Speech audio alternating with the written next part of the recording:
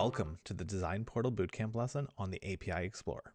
The Cloud Code API Explorer is one of the brainCloud Design Portal's killer features.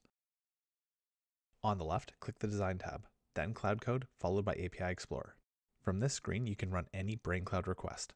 The API Explorer provides a quick way to experiment with all the brainCloud APIs and view the server responses before integrating them into your game or app.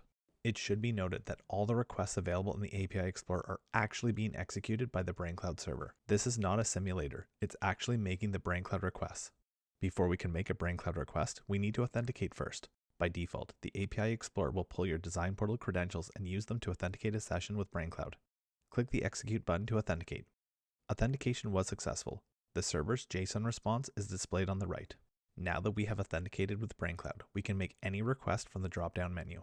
As a simple example, we'll select the time service from the drop-down list and make the read server time request. The server's time is returned in the response and displayed on the right. Next, let's run a different request. From the service drop-down list, select the player state service. From the operation drop-down list, select the update username request.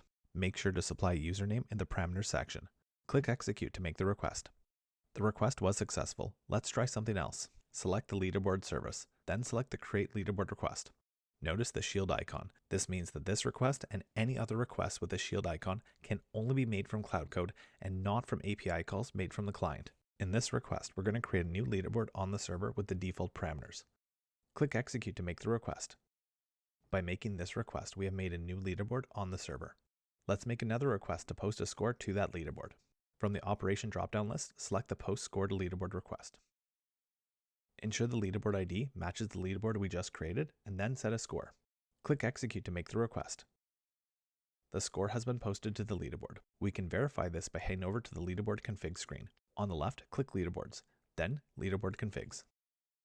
If you don't see the leaderboard option on the left, don't fret. Your app has not enabled game design features. We covered how to enable game design features in the first lesson of this bootcamp. From this screen, you can see the leaderboard that we just created from the API Explorer. Click the three vertical dots on the right side and select View Scores. There's the score that we just posted from the API Explorer.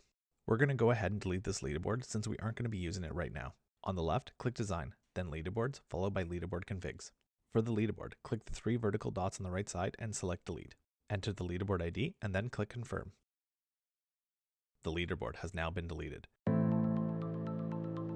overview of Cloud Data APIs is the next lesson in the Design Portal Bootcamp.